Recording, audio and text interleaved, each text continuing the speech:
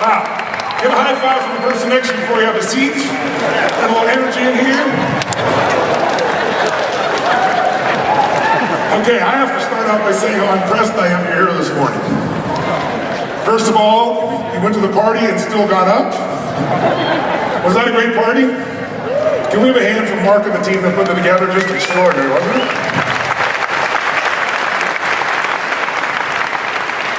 Laughed my guts out and pretended I wasn't dancing. It was a good piece. Listen, you skipped the iPhone 5 this morning to come here. I'm very impressed. And people camping out, I guess, in Manhattan for 3 straight days, sleeping on the sidewalk. Has our world changed or what? Could you imagine 10 years ago someone standing in line overnight for a phone? We're living in a world today. I have a dear friend, and he shared a story with me. He's a minister. And he said, he had this thing, this magical thing that happened in his house. He didn't know how it occurred. He came home, he had this old crappy computer that he used forever. And he knew it needed to be retired. But he just couldn't justify the expense with the church and with everything else. And so he just kept using this lousy computer. And one day he comes home, and there is a brand new Apple computer hooked up, set up there on the desk with a printer, rocking and rolling. And he thinks, I have the greatest wife in the world. She understands men and their machines, their devices. She has surprised me. It's not even my birthday, this most extraordinary thing. So he comes home and gives his wife this incredible kiss, that's a true story, hugs her, and just, honey, you're incredible. And she looks shocked. And she says, well, thank you, honey. Why do you say that? He goes, what do you mean when I say that? This incredible computer. How did you know? How did you know what I wanted? She said, honey, I thought you bought that computer. She said, what are you talking about? You bought the computer. I go, no, I didn't buy the computer. You didn't buy the computer. Who could have bought the computer? How did it get here? After some deep investigation, they found out their 6-year-old son figured out the Apple account, went online, purchased the computer, had it Federal Express, and figured out how to plug in the printer and set it up himself at 6 years old.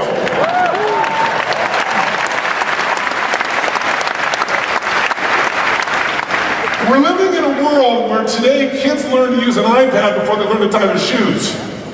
And we have this technology that's growing geometrically. We've got to see some of the new things that Salesforce is doing here. I think most of you are more than excited about it. And we all know whatever we got right now is just the beginning. It just keeps improving. We're at the beginning of the beginning of the beginning of that technology. But the question is, where are we in the software that runs all this stuff between our ears and in our heart? And that's the place that is my domain. And my domain is because I love technology, but I know that technology isn't what changes lives. It's human beings that apply that technology. Electricity can light up a city or you can kill somebody with it, right?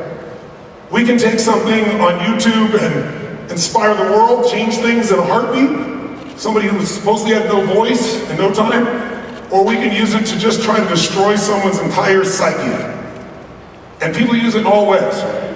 Now, for you to be in a room like this and to give up 3 days of your life, get up in the morning, commit your time, your energy, and money, obviously, you didn't just come here for technology. You came here because some part of you wants to make a difference in the world. And I think people are attracted to a culture.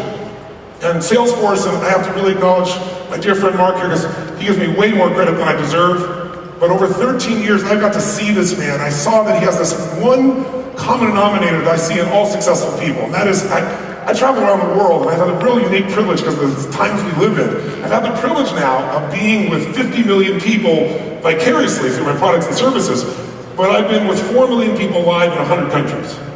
At this point, I have to be an idiot not to see there's certain patterns that cause people to be crazy, frustrated, angry, and other patterns that make people passionate, alive, fulfilled, have a deep sense of meaning in their life. So what I want to work with you on this morning is pointing those things out to you in a way that maybe you can use them immediately. Because frankly, most of what I'm going to share with you from my perception, and I think it'll be from yours too, is common sense. I work hard to make it common sense. Most people make things much more complex when they feel smart and they never do it. I want to make it so basic. And by the way, how many of you notice that common sense is not too common? Say I. Right? It's like, oh, I know that. If you know it but you're not doing it, you don't know it. You're aware of it. Knowledge isn't power. We also hear knowledge is power. It's bull. Knowledge that's acted upon, right? There's some real power. So, and we don't need a million ideas to change our life. We need a few of the ones that really shift us, that affect the software that runs the whole game, that affects the web of connection in your head and heart that shapes it all. But what I found in working now over these years with millions of people, 4 million people in my live seminars, is that these patterns are really obvious. And the most obvious patterns, people say, what is the secret to the greatest level of success? You've met all these incredible, crazy people. Or they'll ask me something like, who's the most influential person you ever met? Who surprised you the most? I always say Mike Tyson. Mike Tyson, I got the call after the ear bite. And I got to put him back together, and I'm sitting down with him, and I was blown away. I'm sitting down with this man, and he's quoting every religious book on the planet, the deepest literature you could ever imagine, a level of intelligence I never dreamed this man had. When he was in prison, he got all the different gangs together, white, black, every group, and he said, listen, we're all fighting each other, we're the ones that are together, they're the outside people, they don't care about us, we gotta care about each other.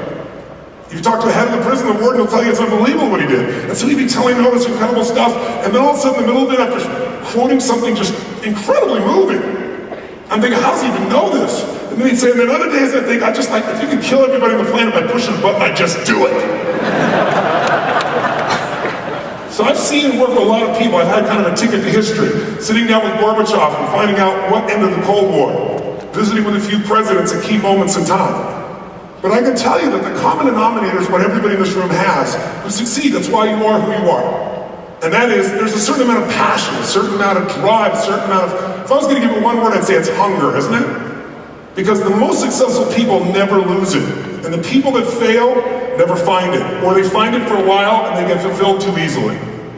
This guy Mark Benioff here, I know him personally. Everything you see is what you get. There's no hiding it. This guy is hungry.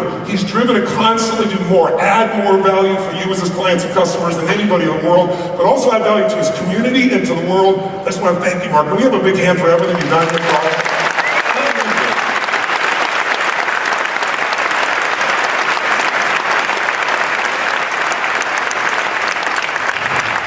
So that hunger I know is alive in you. So if you want to think about what shapes our life the most, think of two words: invisible forces. How does a person's life turn out? Why do some people's lives turn out to be such a pain? Some people have these great dreams and most people just talk about that dream. They never actualize them. And there's a few people that find a way to do it. It's those invisible forces that shape everything. The most obvious ones: gravity, radiation, electricity. You don't see these things, yet they affect us. But how about hate or love, as Dean was talking about? Those are the forces that start wars, that begin relationships and end relationships. Often we're so caught up in the cognitive aspect of our brains, we've forgotten what it was that really changes us and what really shifts us. And that's what I'd like to talk to you. Now, when I say talk to you, it's incredible, a privilege to be here, but it also, honestly, even for me, feels like a significant challenge and excitement. And the challenge is because the shortest program I normally do is 50 hours, 50, as Mark knows. And that's not because I'm crazy. Imagine, most people won't sit for a 3-hour movie someone spent $300 million on, and I gotta go with you for 50 hours. I don't do it by forcing anybody. You can leave at any moment, just as you can today. But what we get people to do is to tap into what we're gonna talk a little bit today, which is your deepest needs. How long is a long time? Well, can a minute feel like an eternity? When someone's going to come tell me whether I had a tumor in my brain or not, felt like the longest minute of my life. But when you're having a great time, hours can go by like that. That's because even time is psychology. I'm here basically to say to you that if you and I want to have an extraordinary quality of life, this is what I focused on for 35 years, is what creates an extraordinary quality of life? What creates peak performance? How do you get greater results from yourself or anywhere else in any area you want to go? But if you've got peak performance and you don't have fulfillment, you have a real challenge. I believe there's two master lessons in life. The first lesson is the science of achievement. How do you take what you envision and make it real? How do you take the excitement you have in your head and convert it into reality? And it's a science, meaning I don't care how old you are, what background you have, what belief structure you have, what age, what gender. We all know there's certain rules of success in anything. And you know, if they follow those rules, you win. There are rules of the body. We're all biochemically unique. But there's certain things that if you do them in excess, you're going to have dis-ease in your body, as Dean was talking about here earlier. It's not hard to figure out. On the other hand, there's certain things that if you do them in the financial world of your life, you're going to have an abundance of money as opposed to too much month at the end of the month. But the science of achievement, to me, is so important and so valuable. My life really, this stage, is really focused on the art of fulfillment. That's the other master lesson of life. The art of fulfillment, notice, is not a science. And the reason is because what fulfills you and the person next to you, even if you're friends, can be very different. That's the beauty of life. It's the diversity of life. If you go out and you want to see what the universe, God, whatever term you want to use, whatever you feel has created this place we're in, this gift we're in, you want to see what God or the universe believes in, go to any forest and look at the level of diversity of animals and plants and everything. That's the beauty of it all. But for most of us, we think that we're going to be fulfilled by doing what everybody else is doing. And rarely does that happen. Who here has ever set a goal, went out and actually achieved the goal, and then your brain went, is this all there is? How many have ever done this before? Say aye. Oh, come on, I know you're out there. Say aye. Isn't that a scary moment? It's much worse than failing, because when you fail, you know, I can step up and still find another way to make it happen. But when you succeed and you're unhappy, you're screwed. Isn't it true? And how many of us have known someone who's got this great level of success, and yet they don't have that sense of fulfillment? That's because the art of fulfillment, it's an art, it's different for every person, but there are some principles. You have to grow to feel alive. There's nothing, we all know, you grow or you what, my friends? You what? You die. That's true of a company, that's true of a relationship, that's true of ourselves. Anytime we stop growing, we start to die. That's why that hunger is so important. Not just so we can achieve more, but so that we can be fulfilled, and then when we have more inside of us, we have more to give. Those are two elements of what I'm focused on. So as I said, normally in 50 hours you go, okay, all right, how are we going to do it today? They give me about 3 hours, a little less with you here, and I think there's a format I've got today that you're going to find really useful. I'm going to cut it down, keep it really tight, but give you some tools that I think can make a major difference for you. Because I have a real belief, and it's based not just on belief, but experience. I often tell people, a belief is a poor substitute for experience. You can believe something all you want, but if you experience it, you know it's true. And so I want to give you some experiences today, some very simple things that can make that shift for you. But one thing I know by experience is, people often tell me, well, it took me 10 years to make this change. No, it didn't. It took a moment. The moment you said, it's over. Let's begin. I do. I love you. Whatever it is, there's a moment in which you make a decision. I would submit to you, it's those moments of decision that change our life. The problem is most of us take 10 years to get to those moments. But that can change very rapidly if you know how to shift your emotional state and your energy. And that's what we really want to be able to do here. There's those moments I call breakthroughs. A breakthrough is that moment where all of a sudden something was impossible, or you talked about doing it for years and you keep verbalizing it and you never follow through, and then finally one day something inside you triggers you. You meet somebody who touches your heart.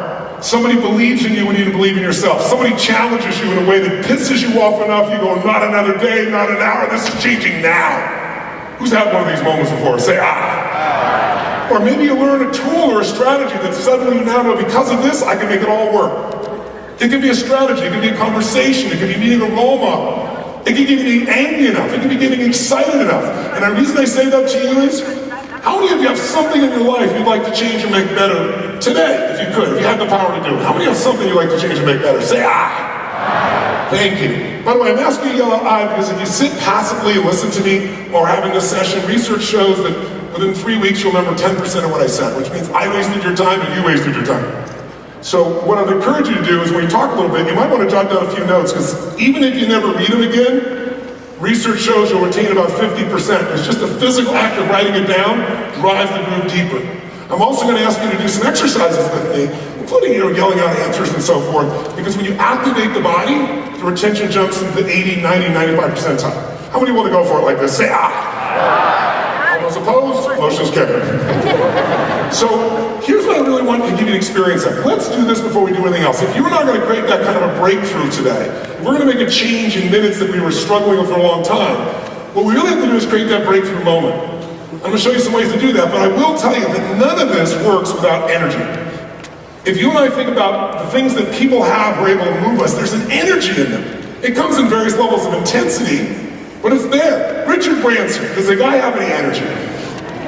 We were with him backstage, and we were trying to help the poor man get in state, because it's really hard for Richard to get excited about things, as you can imagine.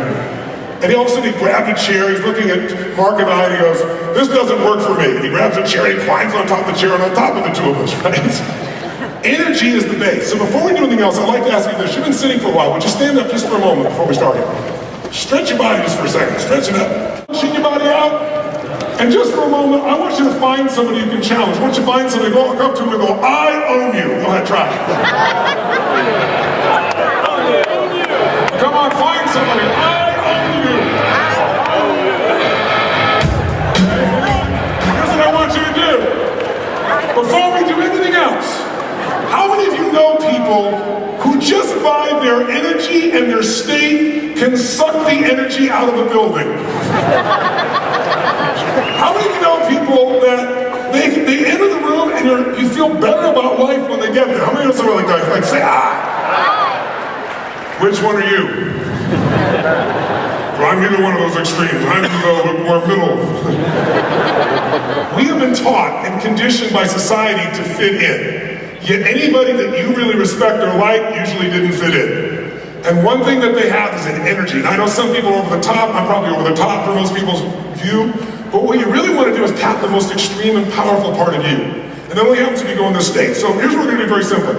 I want you to face the person who said, I own you, which very simply means I challenge you, old person. Your job is really simple. We want to create a level of energy in this room that has never existed before for just 30 seconds. Meaning, you're going to show your partner beside you, you're going to outdo their energy. You're going to show them how you'd be celebrating if you had the greatest victory of your life. Whenever you want most, you achieved your ultimate business goals. You got your 2.3 magical children. You had your first extraordinary orgasm, whatever it was for you. But I mean celebrating unleashed like a little kid, not like a boring adult goes, why are we doing this crap? Who's going to go for it here? Say ah! I'm talking about unbridled, jumping, leaping, energy, excitement for just 30 seconds. Let me tell you why. If we do this for more than 30 seconds, you'll get too excited too quickly. We don't want to do that. Just 30 seconds. Who's with me on this? Say ah! Face your partner on the count of 3. Let's clap to it. 1.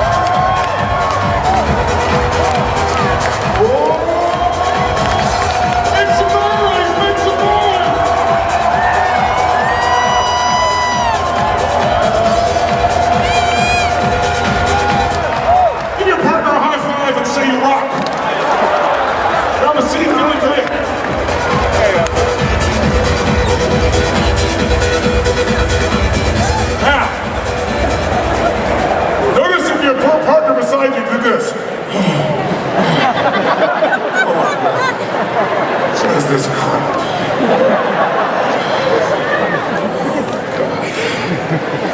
How long are they going to keep you up here? Make sure if you're sitting back in your chair, don't collapse. Sit in your chair in a peak state. Because peak performance comes from being in a peak what, my friends? Peak what? State. State. How many of you have ever done something and after you did it, you went, that was me. You have no idea how you pulled it off, but you impressed the hell out of yourself. Who's done this before? Say ah! How many have ever done something and after you did it, you went, I can't believe I said that. I can't believe I did that. That was so stupid. Who's had one of these? Say ah! Is the difference your ability? Yes or no? Yeah. No, you can do it in the same context. The difference is the state, the psychological, emotional state that you're in. In a peak state, you will come up with resources that will blow your mind. Whenever you talk to people about why they fail, I spoke at TED about 6 years ago for the first time. I had no idea what TED was. Showed up in this dark little room with 1,000 people. And they told me who was in the room. I was like, wow, pretty influential group. And then the first thing they said to me is, now, don't get people doing that jumping shit, okay? Don't do that. And then the founder of TED, not founder, the owner of TED, who didn't know me at the point, and was not terribly impressed by who he thought I was, got up and gave me this very interesting introduction, and it did not exactly produce some energy in the room. And so I thought, how do I reach these people that are multi-billionaires and basically started the tech industry, and some of these brilliant engineers in here that know that they're brilliant and everyone else is stupid? Because some of them, I watch that person get up right before me and speak this brilliant woman explaining string theory in 18 minutes. And people were like, oh. So I had a good sense of what it was. So I asked the audience a question at one point. I started out and I said, listen, I like to talk about failure. I said, who here in this room has ever failed? And I got the same response I just got in this room. Like 3 people raised their hand. I said, thank you for your full participation. I said, I know you're out there, I can hear your hearts beating. Let's try it again. How many of you here have ever failed in this room? Say, ah! When you failed, what caused you to fail to achieve your goal? Or better yet, how many of other people failed you? How many of this happened? Say, ah! When you went and confronted them why they didn't fall through, didn't make it happen, what was the reason they gave you? What was the reason? Tell me, why did you fail? Why did someone else fail? Tell me. The economy. Not enough time. Somebody else. Not enough money. Not enough resources. Don't care enough. Most people don't share that with you. I just didn't care enough. Screw you. Rarely do they say that directly. You might find that on their Facebook, right? If you kind of change that. What else they say? Didn't have the right people. And by the way, guess what the people say? Didn't have the right leader. Isn't it true? What else do people say? What else has been the reason? Don't have the technology. Don't have the contacts. Bad timing, competitors stronger. Now, I'm doing this in this conversation. In the darkness, I hear this voice, and the voice says, I didn't have enough Supreme Court justices. I look down, and it's Vice President Al Gore. And everybody clapped like crazy, because after all, it's Silicon Valley. We know this is the Republican stronghold of the planet, right? So everybody's clapping for him like crazy, and he stood up to the little, bow. I laughed, and I said, well, that's one way to explain why you didn't become President of the United States. Ooh, wow, you didn't work very well in this room either. I said, but I like all of you to think about these things you told me. Didn't have the time, the money, the technology, the education, not enough energy, not enough research, terrible people, terrible management, not enough Supreme Court justices. I said, there's a common denominator for all these things. What's the common denominator that really makes us fail? You're all telling me I don't have the resources. But in my experience, and I have a privilege of being with 4 million people live, not managing all the correspondence and connection and relationships. I mean live events, immersion with people, one-on-one coaching in moments of truth with some of the most influential people in the world, some of the most challenged people in the world. What I found is resources are never the problem. It's always a lack of resourcefulness. That if you're resourceful enough, you can get the resources. And when we start thinking it's the resources, we create a limitation. This character here, he was dreaming of building a $100 million company. Is it true? That would have been like a very exciting $100 million company. And his resources, his creativity, his energy, some history, some experience, but he tapped those resources at a very different level. And he got other people to get resourceful at levels they couldn't imagine. That's why we have these tools. And you got a $3 billion company, and a company that makes a difference in its community around the world. Because somebody figured out how to maximize resources. If you went back to 1978, and you looked at a little company like Walmart, you go, guess what? Read all the newspapers back then, all the financial news about Walmart. And guess what they all said? What did they tell you to do? Sell. They have 78 stores, right? They're maxing out. Kmart had, 851, 1300, Sears had 851. I mean, it was a tiny little company, but they said, look, there's such a small market for people that want these massive discounts. That's what they said. And he's out of what? Out of what? Resources. And so people bailed in mass. But what's the story on Walmart? How'd that story turn out, I wonder? Right? Here's a guy that's got how many stores today? Over 10,000 stores. And with all due respect to Bill Gates and Warren Buffett, you can put them both together, they're not even close to the Walmart fortune. They just split it up amongst all the kids. Blows away all of them. And by the way, they're doing now $419 billion, $500 billion. Not bad, the big T. The only time you hear the T normally is in government. This is one company almost there. Pretty amazing, all by being resourceful enough. So I said, it's never really the resources, it's resourcefulness. What does that mean? Resourcefulness comes in human emotion, that invisible force that makes everything else work. Who's with me on this? Say aye. See, if you're creative enough, can you get the money? Yes or no? Yes or no? If you're determined enough, can you find a way through the problem? Yes or no? If you care and you're compassionate enough, can you get people to help you even if you can't figure it out yourself? Yes or no? So I said, that's not the challenge. The challenge is not the resources, it's the lack of resourcefulness, and that's what I want to show you how to trigger, because we don't always feel that way. How many of days when you wake up in the morning and think to yourself, I don't want to talk to people today? How many have thoughts of this a day? Say, the crazy world we live in, you can get by with that shit, can't you?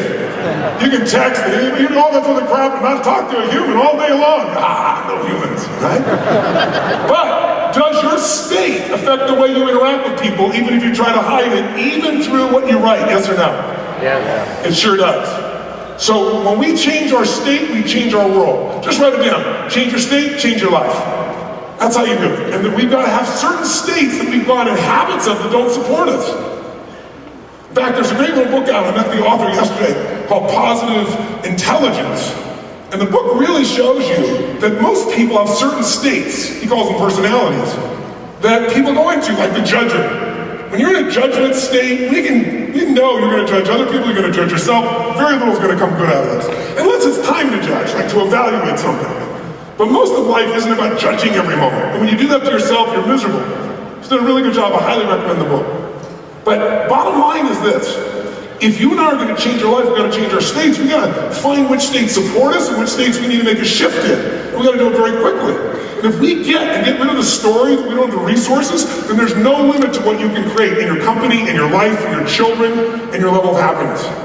You got to stop thinking about the resources, because otherwise you're going to look around and go, it's no surprise right now, it's not a big surprise that the economy we're in right now is one of the most challenging ones in history. And for anyone, how many think it's going to get a little tougher before it gets better? How many would agree with me on this? Raise your hand. Say, Now, it doesn't have to be tougher for you, because everybody deals with seasons differently. Some people freeze to death in the winter, other people ski and snowboard. Spend time with a family, build it stronger.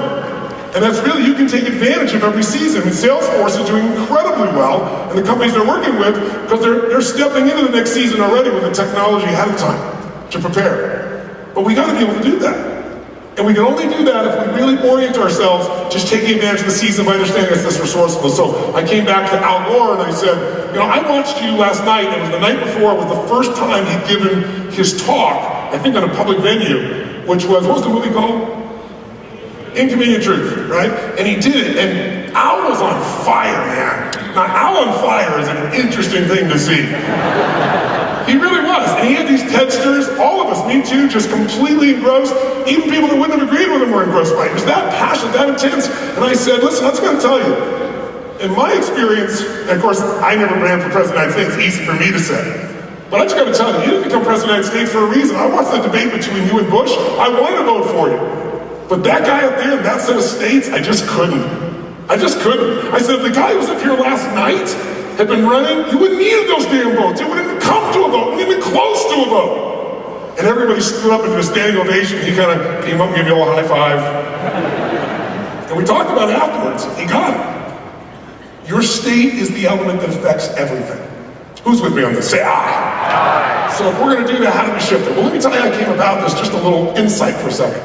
I've been obsessed for 35 years with a simple question. And that question is, what makes people do what they do? Why do some people perform at this incredible high level consistently, some people once in a while, some people never? Why are some people so successful but unfulfilled? And I really believe success without fulfillment is the ultimate failure. A life without meaning, no matter how successful you are, then you fail. The whole game is over. And we've all seen people like that check out. They seem to have everything and they check out because they helped everything outside themselves, never mastered the inner world. That's the piece that I've been interested in most. Because if you shape this, you can shape the other things as well. So I started out very poor financially, emotionally, and role models. There wasn't a lot of great things. And when I met my fourth father, I said, Mom, I'm confused. And then I dared say, I think there's a common pattern here, Mom, and what goes wrong in your relationships. Not a good thing to say to your mother when you're a child. But I was already kind of figuring out the psychology just to survive. I went to high school, I was not a popular kid, but I've always loved people. And I couldn't understand how the most popular kid in school was the meanest son of a bitch in the world to me. And he was the most popular guy, I just didn't understand. So it made me want to understand people and what influenced them, what touched them, and what shaped them. In my early kind of studies, I read books. I'd go to the library. I'm old enough to remember we had libraries, no web. And I'd go to the library and I'd read biographies and try and study these people's lives and figure out what I could do to make myself a better and stronger human being. And in the beginning, before I started reading these biographies, I had this theory. So we all come up with a story about why our life is the way it is. If your life's great, you have a story about why it's great. If your life's not so great in some area, you got a story, a set of reasons about why it's that way. And it's usually not your fault. It's just a human need for a sense of identity. So bottom line is, I came up with this theory. It's really simple. I grew up poor, my parents never got along, there was this violence and horrible stuff in the environment, and so of course, we weren't going to be the chosen ones. Other people had this great background, great love, great support, great education, great economics, so their life would be wonderful.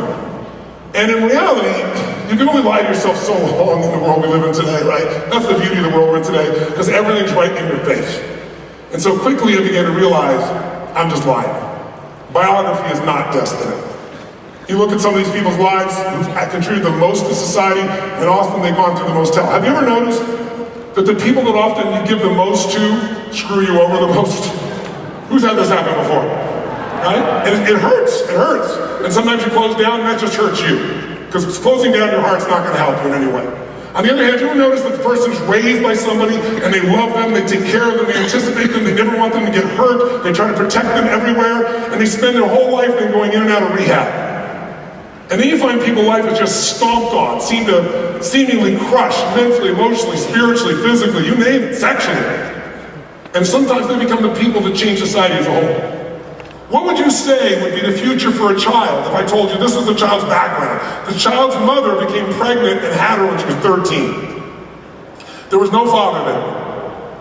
Now if you just thought of that alone, a child raising a child, what do you project as the future here? Most of us already have a story for this. By the way, what about if that child then becomes sexually abused multiple times by family and friends before she's 13? And what if she doesn't know who her father is, has no father figure? And what after all that, and even the sexual abuse, she becomes pregnant, and at 13, she has a birth, but the child is stillborn. What would a stillborn child do to any full adult, much less a 13-year-old girl? What's the future of that child? And of course, that child's so messed up inside, they find she's so intense, they put her in this little institution for girls, and sure enough, there aren't enough seats, so they can't keep her very long, and they release her to a man who finally comes and claims he's her father. By now I know you know what I'm talking about. Whose story is this? Oprah. Who is it? Oprah. Oprah Winfrey. Oprah Winfrey, one of the most incredible female leaders in the world, someone who's a thought leader in so many different areas, someone who cares, someone's got $3 billion and she's out trying to build a network in her spare time so she can put something positive out for the world. I mean, incredible human being comes out of this. Yes, give her a hand, I totally agree with that, absolutely.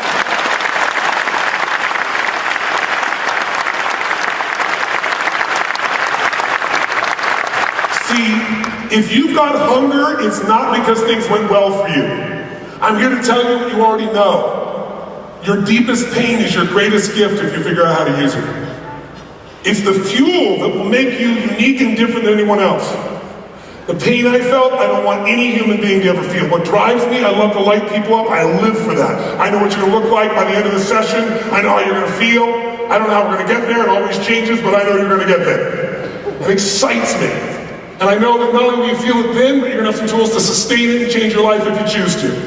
But I also hate suffering because I've suffered enough, I don't want anybody else to. And that made me obsessed. I want to read a book a day, which I didn't quite do, but I read 700 books in literally 7 years. Anything I could get my hands on that could change somebody's life, I want to know, figure out how to use it and apply it. The point of the matter is, our biography is not our destiny. I know I'm preaching to the crowd, but think about this. You and I work with people every day who still believe this, don't they? And they're usually the chokehold in your business. They're the people that aren't as resourceful because they have a story in their head that stops them. It's not that they're not capable, it's that story. You and I as leaders got to pull them through it. But the only way we can do this is we keep pulling ourselves to the next level. Even if your life is great, what's the next level? That's what fulfills us. That's what makes us feel alive. And so, you take a look at this type of situation, I'll give you an example. I think our society has shifted in the last 20 years, and I can pinpoint some moments that I can feel it. I wonder if you remember these moments in history as well. If you're not too young, maybe you will. How many remember in LA, decade or two ago, almost 2 decades ago, 2 rich brothers, heirs, called the Menendez brothers. Anybody remember this story? The Menendez brothers, what'd they do? They got upset with their parents and they didn't have access to their money, so they took out shotguns, 2 shotguns, and they killed both their parents at point blank range. Now here's where our world started to change. They went for a jury trial, and they said that our parents were abusive, and they got a hung jury trial. It took 2 jury trials to convict them. Now Oprah was abused too, she didn't kill anybody. But this is the mindset that started happening. And the follow-up to that, I'm sure you remember vividly, was a woman in New York who one night got very upset with her husband, and so she decided to take matters into her own hands. You know who I'm talking about? What was her name? Bobbitt. Notice that name, Bobbitt. Interesting last name. Right? What she did, she got upset with her husband, took out a carving knife, chops off Mr. Happy, takes him for a ride in the car, and then throws him in a field. In a field! And when they go to the jury trial, they go, is she guilty? Is she guilty? If Mr. Happy's not attached, she is guilty of sin. Gentlemen, if you're with me, make some noise. And you know what? I don't feel bad for this guy. I don't feel bad for him. He was an idiot. And by the way, if he was abusive, he should be punished. But that's what laws are for. This one woman is more responsible for men sleeping on their stomachs after a fight than any woman is. But I don't feel bad, I really don't. I don't feel bad for him. You know what I feel bad for? The highway patrolmen who want to go looking for this thing. What did they do when they found it? You pick it up. No, man, you pick it up. My point is simple. If you and I are going to change our own lives, we start with ourselves, then we can move out to other people. And we can only do that when we take that responsibility back.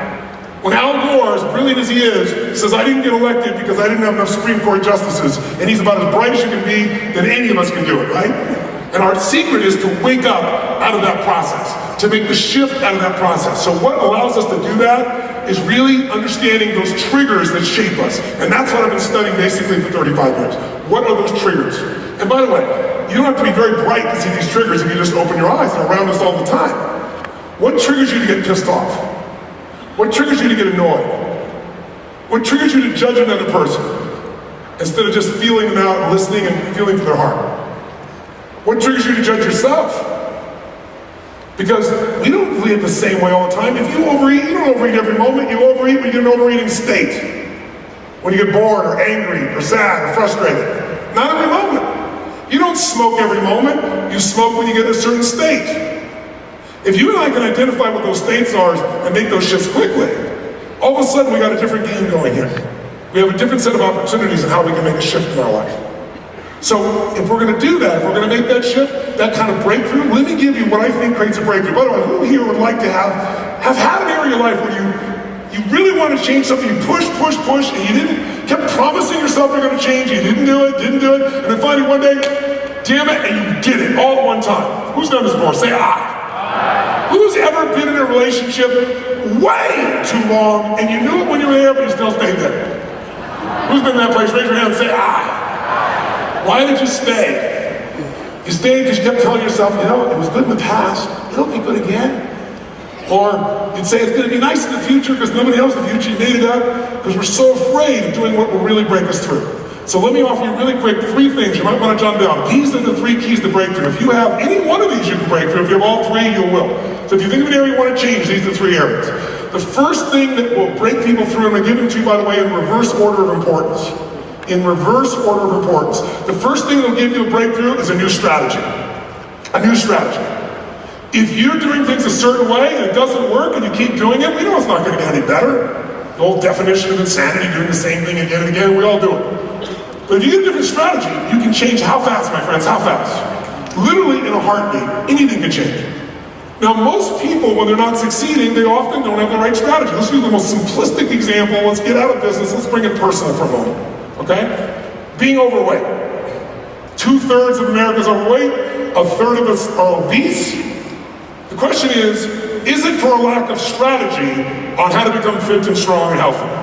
Are we lacking strategies or lacking availability of strategies? If I walked out of this building, within 10 blocks, how many health clubs would there be, do you think? If I God forbid we get up and walk. Let's say we wanted to sit here and get tools to change our health. Then what are you going to do? You can pull out your iPhone or your iPad and download 10 books in 10 minutes, couldn't you? We're not looking for resources. There are so many trainers, they're trying to find you. All you got to do is be near one. They'll come up to you, promise you. Trainers are available, workout facilities, nutritionists, experts, geniuses like Dean. Truly a genius, I'm not saying it off the cuff. You're amazing, brother. Really amazing. Give him a hand, it's extraordinary.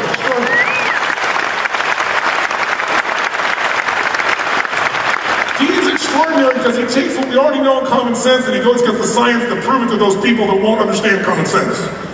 So they get the science and now they'll join him and actually fund these things and help these things.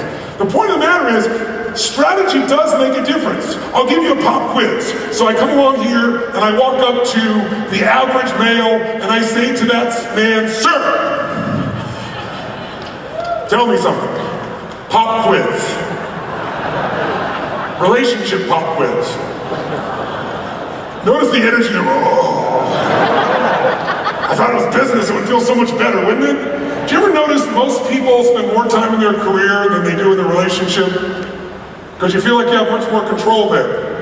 Because when you enter into a relationship with another human being, you can have the best intent but the wrong strategy and you're screwed.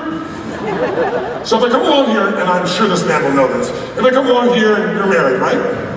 You're married, and you're in your car and you're driving with your wife, and you're driving for an extended period, and your wife very lovingly turns to you and says, honey, are you thirsty? Do you want to stop for something to drink? Your answer is? Absolutely, ladies and gentlemen. Give him a hand. Great job. Now, that's not what he really does, but he gave the right answer just now, right? What do most men do, gentlemen? What do most men do? Somebody says, honey, we're driving, do you need to stop to use the restroom? Most men do this. They go, they think for something? No. Ladies, make a noise of how that makes you feel when you hear that. Make a noise. See, when a woman asks you, do you need to pee? She's not asking, do you need to pee? She's saying, can we talk about peeing and see if either one of us needs to, because I'm not sure if I need to or not, and if I do, I'd like to do it with you in some way. Ladies, if it's true, make some noise so the gentlemen hear us. So, not knowing this strategy, the guy doesn't even know why she's upset. He's like, I did nothing. Nothing. Why is she pissed at me? I've done nothing. She's thinking that bastard only thinks about himself. I asked him if he has to pee. All he does is think of his own damn bladder. What about my bladder? Because a woman would say, what, ladies? What would a woman say? Well, I don't know. Do you want to stop? And you go, I don't know. What do you think? Because it's a different strategy. Similarly, ladies, if you come up to this person, this man, and you say, even if it's your husband, boyfriend, whatever, and you say, well, would you like to go do this thing on Thursday night? And he says, no. Here's what a woman does. A man means no. A woman goes, does that mean he doesn't love me? Is he screwing around with somebody else? Has he done something wrong? Is something going on here? Was this thing? No, it just means no! Gentlemen, make some noise if that's what it means for you kids. So, you have to learn to decode. So if you don't have these strategies, life can be really a painful experience with the people you love the most. But, having said that, while strategies are critical, strategy is not the most important element. And I'm a strategist. How can I say that? I spent my whole life finding the strategies, how to create a change in a minute with someone, in their finances, their business, their life, and then how to sustain it. My whole life is collecting strategies. But I know that most people know what to do, but they don't do what they don't. Now sometimes you may not know those things. So sometimes it is a strategy, just a strategy to change it, because then you succeed, and that gives you momentum. Now you're like, I can do this. Who knows what I'm talking about this? When you start to succeed with a new strategy and change your whole psychology. Who's had this happen before? Say, because you found a better way. But, in my experience, the real challenge, if you're not breaking through, is the story you have about your situation. The story. Because getting fit, getting strong, truly not that complex, truthfully, right? Really isn't. Not complex, not that difficult, some fundamental things to do. Most of them know what they are. Sure, we could refine it, but that's not the problem. The problem is you're not using the strategy or even finding the strategy because you have a story that says, I'm big boned. No, you're freaking fat. Let's tell the truth. Listen, I'm not judging. I'm just saying, What's the only thing that'll set you free? The what? The what? The truth will set you free. But without the truth, you can't do anything. So I'm not judging, just tell the truth. Or the other one, people say, I've tried what? What have they tried? I've tried what? Have you tried? If you tried everything, you'd be muscle and skin and bone and strong or something different than what you are. Tell me what you tried. I've tried millions of things. Millions! Name them. Well, I've tried tens of thousands. Name them. I've tried thousands. Name them. I've tried hundreds. Name them. I did do these two stupid things that don't work over and over again. Why don't we use what we know? Because we got a story. Got a story. I was talking to Shazad, the gentleman who wrote Positive Intelligence yesterday, a really great man, again, I recommend his book. And we had a great conversation, and he was telling me that he works with so many different CEOs, and he was saying that one of the things he's learned to do is he walks in, and CEOs are people who learn to comport themselves because they need to, right? They gotta rock and roll, they gotta be a leader, and he says, look, I've dealt with you guys long enough, I know you're bullshit. So here's what I want you to do. I want you to write an index card, something that traumatizes you inside, something that drives you internally crazy, something you worry about, something you're afraid about, something you're tortured by. And I will not, do not put your name on it, I'm going to throw them all together and then I'm going to read them so everybody can see. And when he read me this list, I took these cards out and read them, I don't believe my wife loves me. I hate myself because no matter how much I succeed, it's not enough. I find that if anyone knew what I was really like, I feel like I would not be the leader of this group. Just scary stuff we do inside our heads to ourselves. Who can relate, not to this, but other people you know that are messed up like this? And so I'm listening to this thing and I'm thinking, wow, we come up with stories. Every one of us in this room is a storyteller. We're never going to, we're wired, it's in our DNA, it's how we've passed on knowledge for a millennium. The question is your story empowering or disempowering you? See, we got an economy right now. You can have a couple stories. The economy ain't crushing me, or the economy, God, look around. Look around. Fortune 500, 65% of those companies started in a recession or depression. Winter, I call it. There's 4 seasons financially. Winter is when 65% of them started. How is that possible? Because when it's winter, everybody else gets scared, they stop marketing, they stop innovating, and people like Salesforce and people like you, who decide to innovate even more, who find a way to add more value than anybody else does, you take over the market, and you have it for 40 or 50 or 60 years or longer if you keep innovating, and you keep giving back. This is the greatest time to be alive. Winter, you gotta have a new mantra. Winter is what I'm made for. Winter is my season. This is my time. Instead of the story of, oh shit, did they really just do QE3? You mean $2.5 billion in additional debt in the last 24 months wasn't enough? It took us 200 years to get 2.2 billion in debt. Trillion, excuse me. Billion and trillion these days, you just throw them around. The T is the old B these days. 2.2 trillion it took from the time of George Washington to the end of Reagan. That's what it took to get 2.2 trillion in debt. We got 2.4 in the last 24 months. Now, if you give a guy a bottle of Viagra, he's gonna rise to the occasion. But if you keep giving him a whole bottle of Viagra, it tends to work less and less, I think. Just like any other drug. And so that economist comes, you go, oh my God, it's gonna tighten up. It is gonna tighten up. Your question is, are you going to tighten up or are you going to get stronger? What are you going to do? What are you going to do to create the breakthrough? You're going to need a story that doesn't limit you, but a story that expands you. You can say, you know what, while it's all tightening up, technology can give me a 2-year advantage to everybody else if I take advantage of it. If I connect.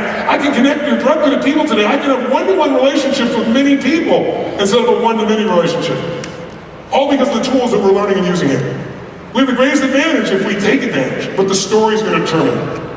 If you don't have a great relationship, it might be because you don't have the skills. That's very possible. So you could get the strategy or skills. But it's more likely you have a story that all the good ones are gone, or they're gay or not, I'm from San Francisco, whatever the story is you have in your head. Somebody's got a story that's keeping them from having that relationship. Who knows what I'm talking about here? Say, ah. But if you go to somebody and you just go, you know what, that's just your story. They're gonna go, I'll show you story. You don't change someone's story by telling them their story's wrong.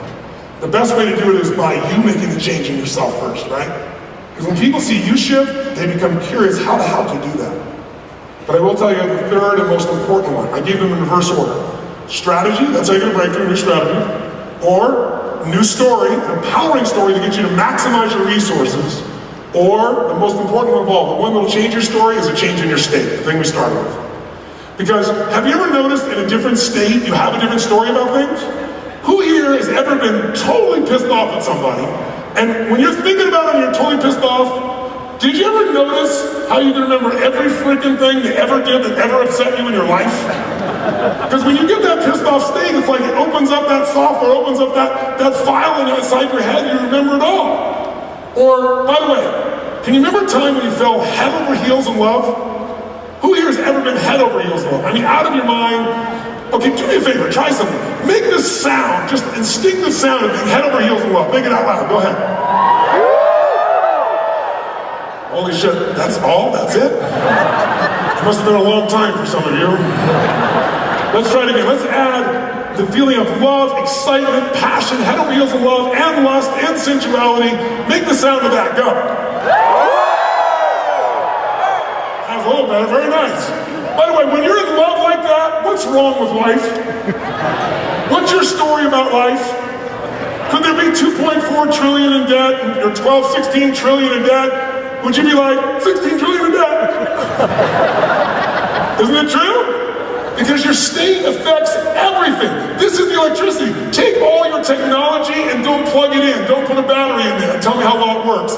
That's the battery. That's the electrical source. That's the force of nature. And the way you're going to get that state back is you got to do it consciously. You can't wait for it to interrupt you and hope it's going to show up, because it doesn't for most of us. Because right now, the bad news sells, right? Think about it. In the old days, before the news was in our pocket buzzing for us, we actually walked down the street and shit. Remember that we used to walk? And there were these newspapers. And on the top of it would say something like, if it said something like, great weather this weekend, you looked and kept walking. But if it said, big storm coming, in those days, we used to use coins. Anybody ancient enough to remember coins? You put in those coins, you popped it out, you had to know. Well, guess what? The news business today is a business. And the only way to get your attention, and the war for getting your attention in a place where there's an ocean of information coming at you, most of us are starving for wisdom, is do something to jolt you. So as a result, most people's states are being triggered by the outside world, not by you taking control of the internal world. When you take control of this, the whole game changes completely. To do it, you really got to make 3 decisions. Jot them down real quick if you would. 3 decisions will help you take control of it. You want to say, what shapes your life? Why is my life the way it is up until now? It's not your conditions, it's your decisions. There's 3 decisions you're making right now while I'm speaking. Jot them down if you would. The first one is, what are you going to focus on?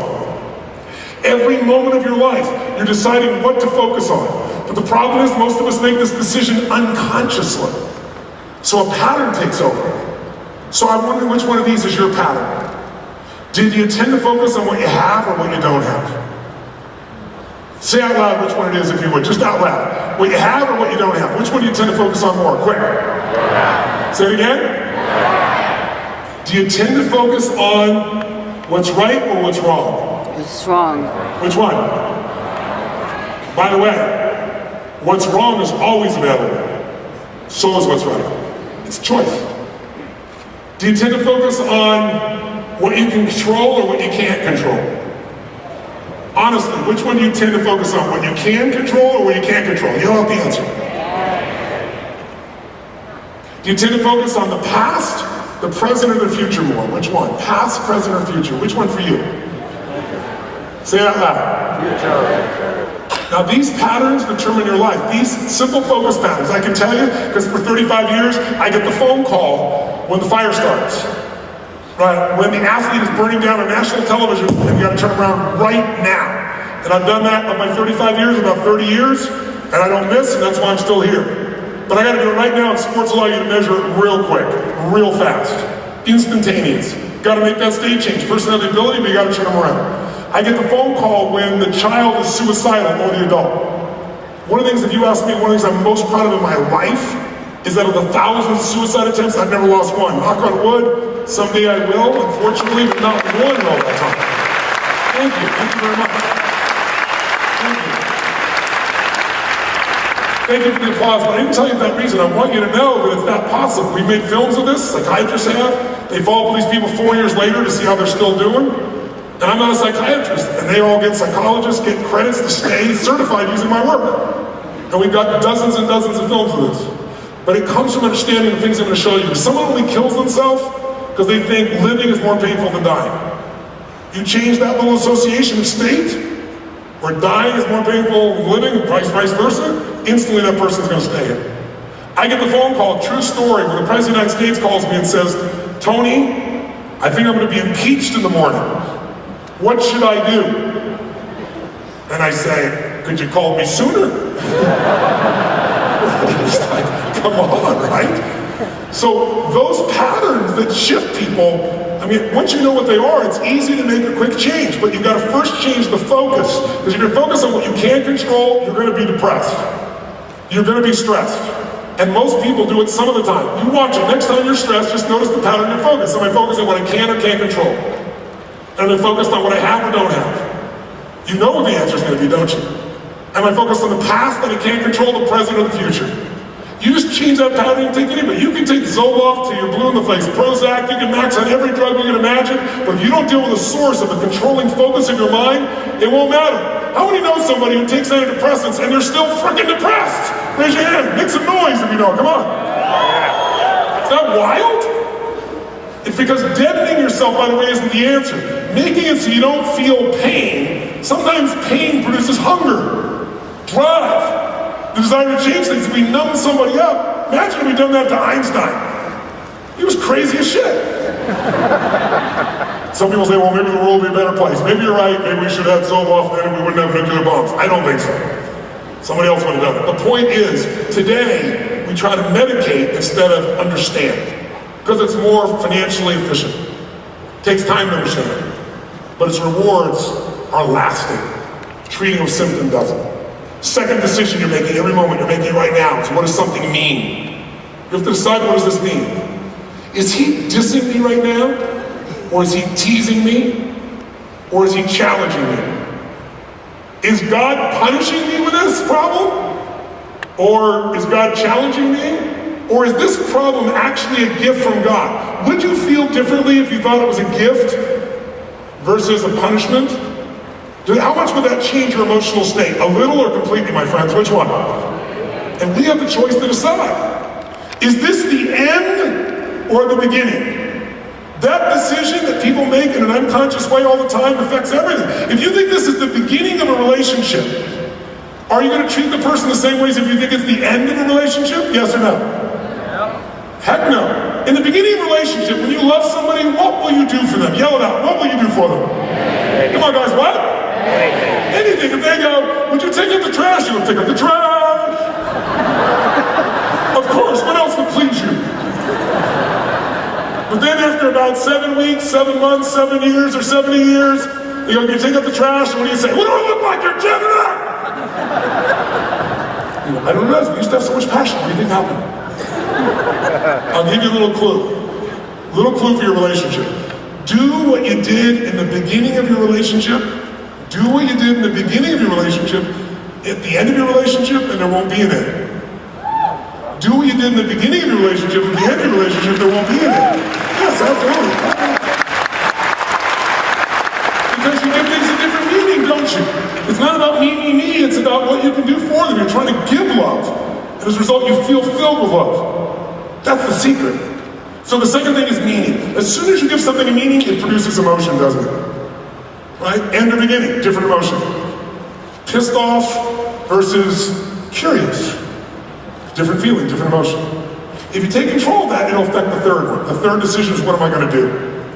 What you do is determined by the state you're in, and the state you're in is controlled by these meanings and these patterns of focus. This is what shifts us. This is what makes things happen. So how many of you in this room buy this theory? My life is primarily driven by the decisions I've made. Even if they're in tough times, people use them in different ways. Who agrees with me on this? Say aye. And I want you to think about this. The most powerful decisions that we make usually come because we hit a crisis. We hit something where we feel like we have no other choice. We finally have to handle it because there's no other choice.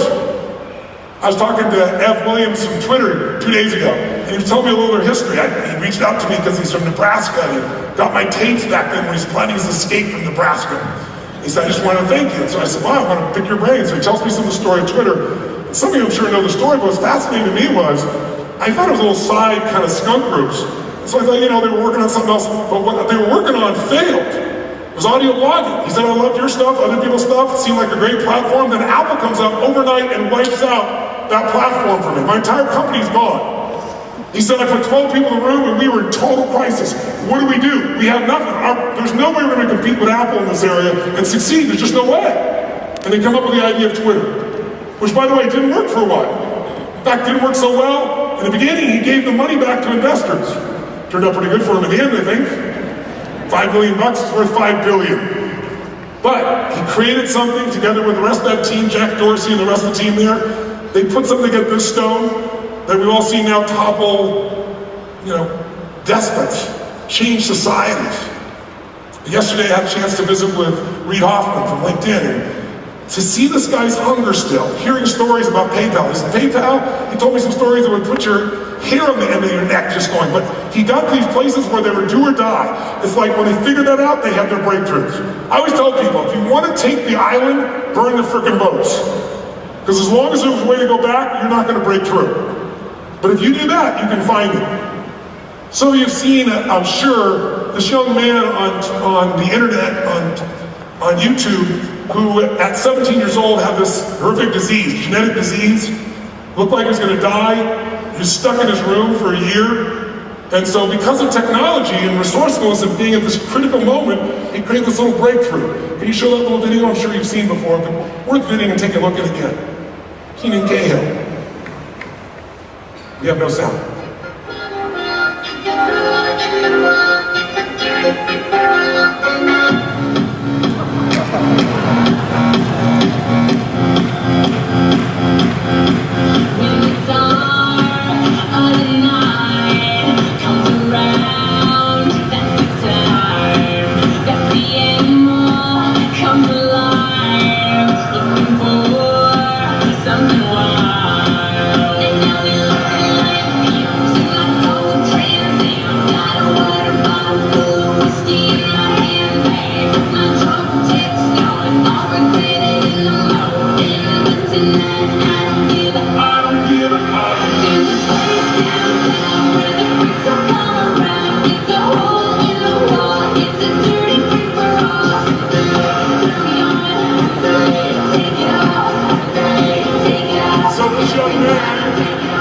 This young man with just a crazy-ass state. That's all he did, crazy-ass state. Wanted to be himself, didn't try to be anything but himself. That's him. And what happened? Anybody know? Anybody know how many? Put the numbers up. Look at the number of people that have responded to this young man. 199 videos now, 591,000 subscribers, 427 million views. 427 million views.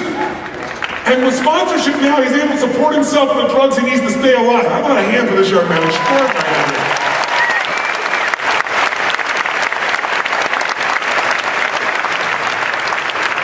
Being weird is the new cool. It's just an amazing thing, isn't it? It's like there's room for everybody to be able to do what they want today.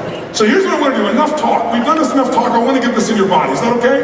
What I'd like you to do is look at this. If you and I are going to change our decisions, who agrees decisions are what shape our life the most? Say I. And the question we got to ask ourselves is what controls our decisions? What controls our decisions? And there's two forces that control your decisions. That's what we're going to play with this morning. Number one, you've already figured out, your state. You're going to make a very different state when you're pissed off and angry than if you're feeling playful. And so we need to be able to shift that state literally in a heartbeat. We're going to do it real quickly and show you how it works. It's so simple, it's a joke. You use the rest of your life. The second thing that affects it though long term is what I call your blueprint. Your blueprint is your set of beliefs, your values, your rules. How do you know when it's time to be pissed off or just laugh when somebody says something to you? You have a set of rules. If they look like this, with this certain expression, I'm cool, but if you do this, I'll beat the hell out of them verbally. Or I get angry. We're going to explore both of them, starting with state. So now, to start with state, we need to get the energy back in this room again. So I'd like, if you would, just for a second, to think about something.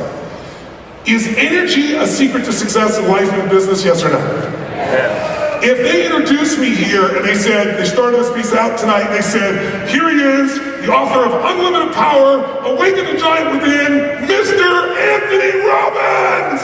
And I walked in like this. I walked like this.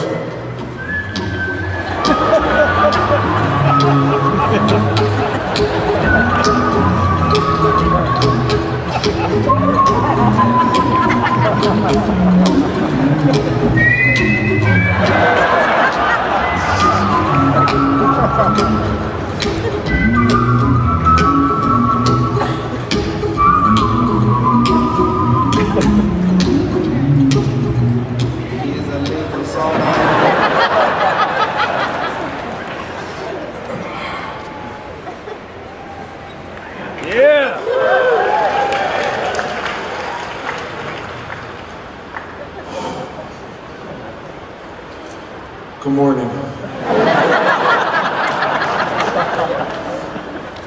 I'm Anthony Robbins, and you're not.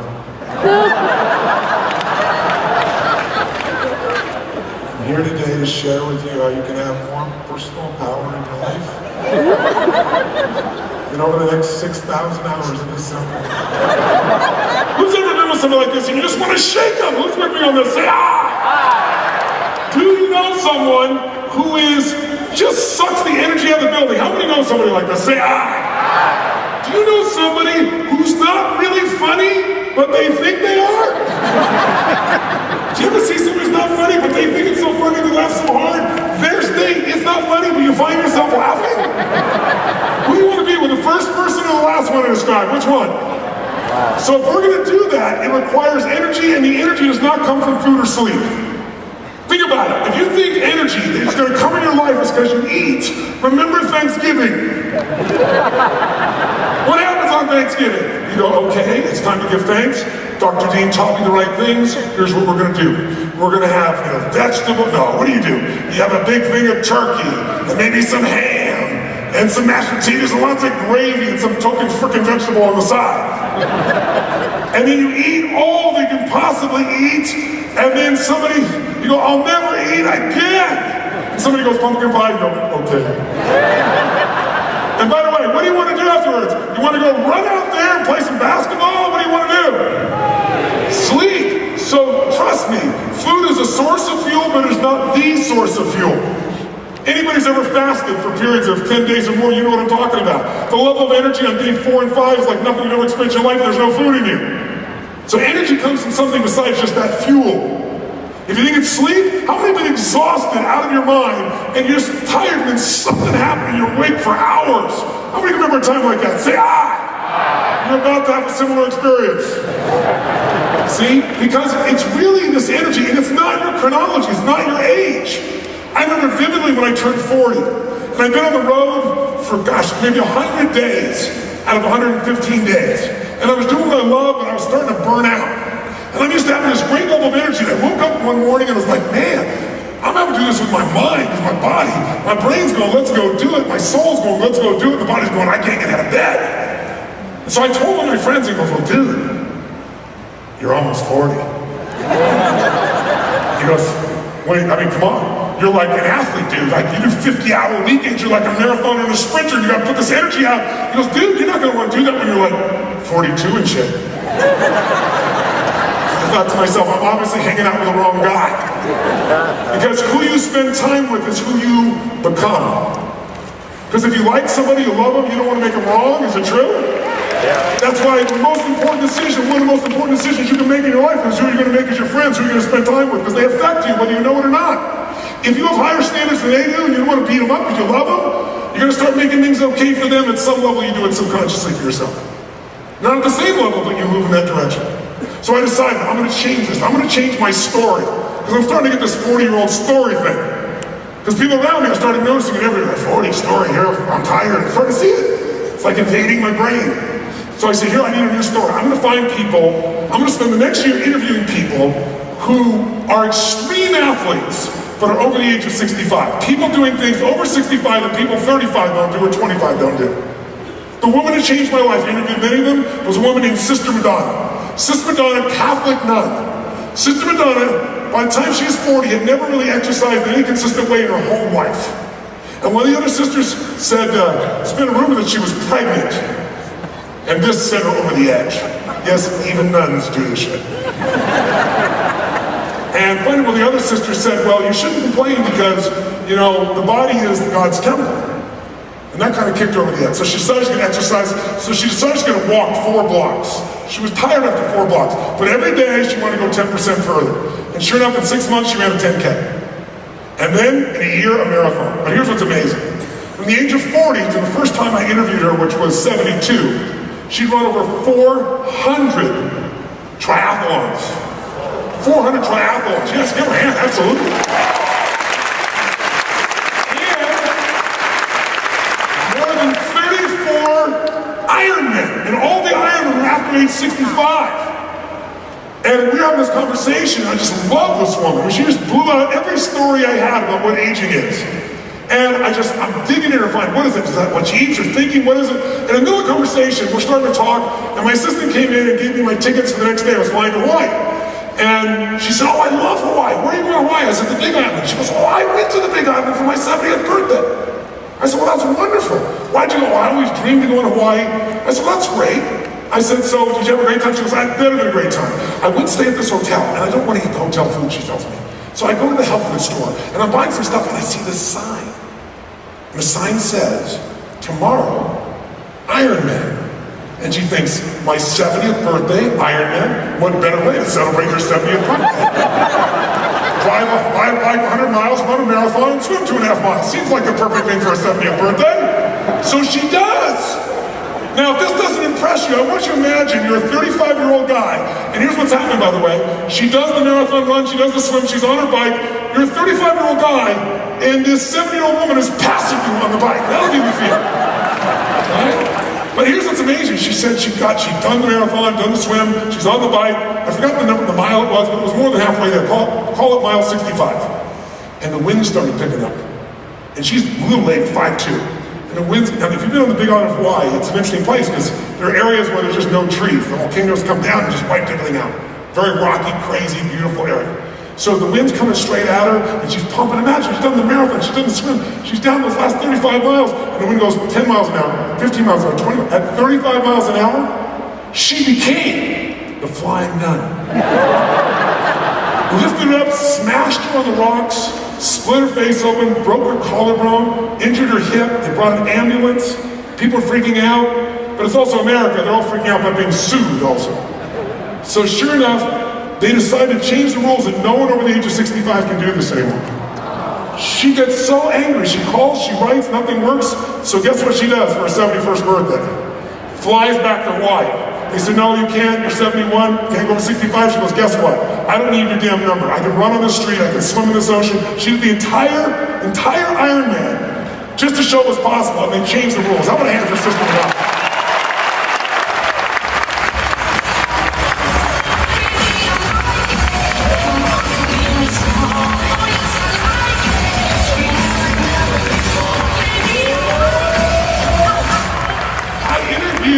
A man who was 98 years old who was running the Empire State Building race. They do it once a year. You run up the steps of the Empire State